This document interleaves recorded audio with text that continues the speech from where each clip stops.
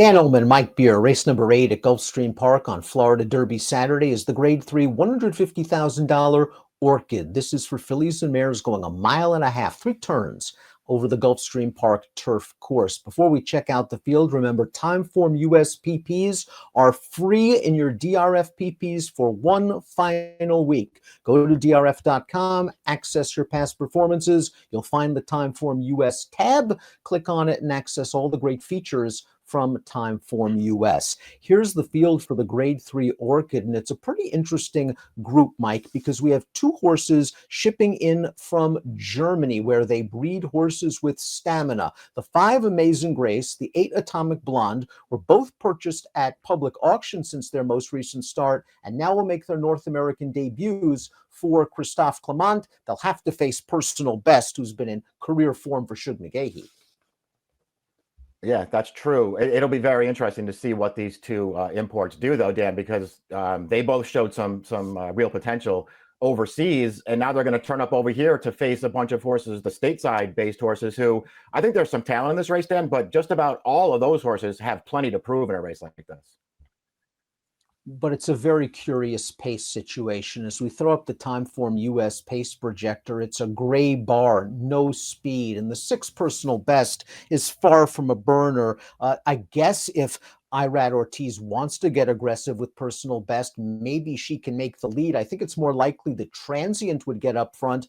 But both of these European invaders have shown a hint of speed in their career. A lot of times these European horses don't break very well. But if either Amazing Grace or Atomic Blonde break, maybe one of those 2 make the front.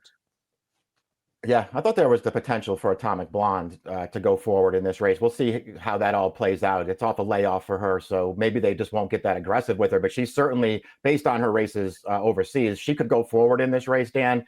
Maybe Personal Best goes to the front. I'm kind of with you. I think it's more likely that Transient goes, just because they've squared off a couple of times so far. Transient's been ahead of her in those races, and Transient just seems like a horse who maybe doesn't like to rate that much. The number 1 is Viburnum, who really should appreciate this distance, and she's also in pretty good form. She's won 3 out of her last 4 races, including this race. Now, this is the Via Borghese, a race that was washed off of the turf and onto the Gulfstream Tapeta surface. It was Viburnum's first start on the all-weather. She liked it. Yeah, she does. She wins this race clear to the wire here. A good performance. Her turf form is actually pretty good too, Dan. It's just not really against competition like this. And again, I don't think this is the strongest field in the world, but there are some good horses in this race. And I feel like Viburnum's going to need a lifetime best. Even with the 2 European invaders and with Personal Best, I think the number 2, Miss Yearwood's the most fascinating horse in this race because she's so lightly raced and she showed a lot of talent as a 3-year-old, especially when they stretched her out last year in the Jockey Club Oaks, a race in which she finished 3rd behind a good one in McCulloch. Now, last time out, they ran her in the Honey Fox off a layoff. To me, that was just a prep. They ran her a 1-mile race. It was just way too short for her. Yeah, and it got wired on the front end, too. Nobody could really get into it there. White Frost, actually, the runner-up, made a nice run from off the pace. And Miss Yearwood was trying. She was gaining some ground from the back, but she really didn't have any chance in that race. I'm with you. I feel like it was a prep.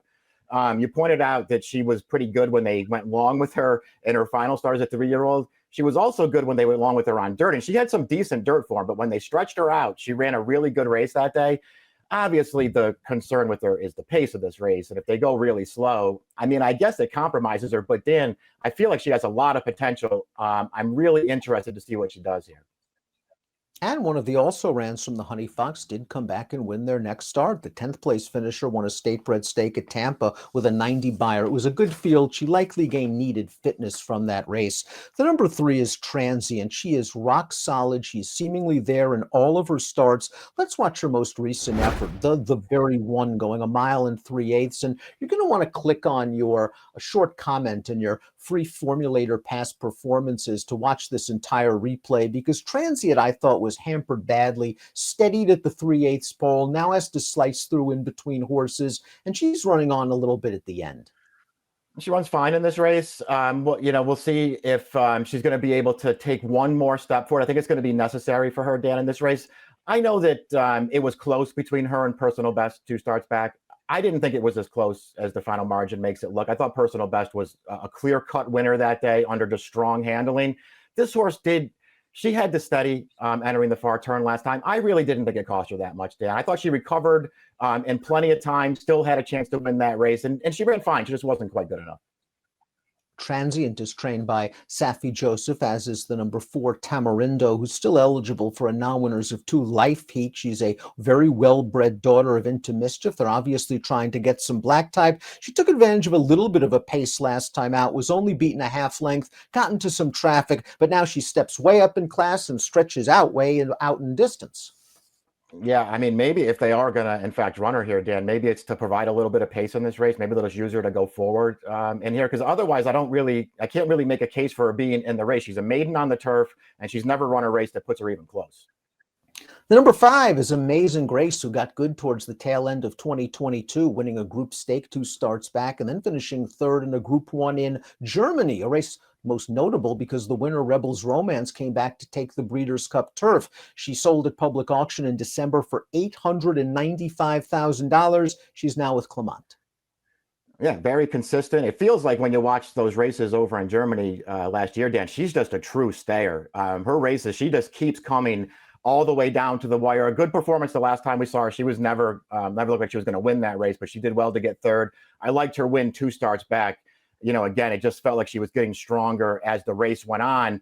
So I feel like she's going to fit right in over here, especially as this year extends and she gets to do a little bit more racing. The one little drawback that I had for her, and I think it's a good spot that Clement brings her back in, Clement is not typically great off of long layoffs like this, and he's not particularly great first time with foreign imports in this country. Personal Best has really gotten good for Shug McGahee, and we're going to watch her most recent effort, the Grade 3 La Prevoyante at 1.5 miles. We see her on the outside in here, and Arad Ortiz made sure to keep her on the outside on the final turn, and while she only wins by a neck, I think she could have won by more. Arad only popped her once and hand rode her the rest of the way. Yeah, it's just strong handling in here. She's much the best in this race, and that's Transient right to her inside, who ran a good race also, but had every chance, and to me was no match for Personal Best in that race. It was another step in the right direction, Dan. I feel like we haven't seen her best race yet. She keeps getting better every time Shug sends her out there. This is a really good spot for her. The number 7, Lady Arsenault. This is a fascinating placement by a Hall of Fame trainer. Illman is stretching this horse out off a 7.5 furlong turf race. She's okay going middle distances. Bill must think this filly is going to really appreciate getting out in distance because her form going middle distances, it leaves a little bit to be desired. Yeah, she's another horse in this race who, just based on what she's done so far on the track, she doesn't really look like a contender in any way in this race. But I guess if Mott's going to stretch her out in this race, he must feel like she's going to appreciate added distance. The number 8, Atomic Blonde, was a group stakes winner in Italy 2 starts back and then finished 7th in her final start of the year. She sold for $316,000 in December. Now she goes out for Clement. I think she's the weaker half of the uncoupled entry, but maybe she'll show a little bit more speed.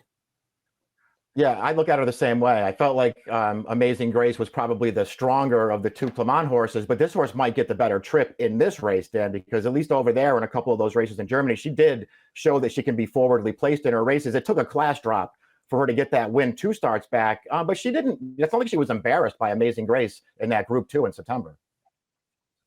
Let's take a look at our top selections for the Grade 3 Orchid. Mike's going with Miss Yearwood. A lot of upside. This additional distance is going to help, and her last race should tighten her up.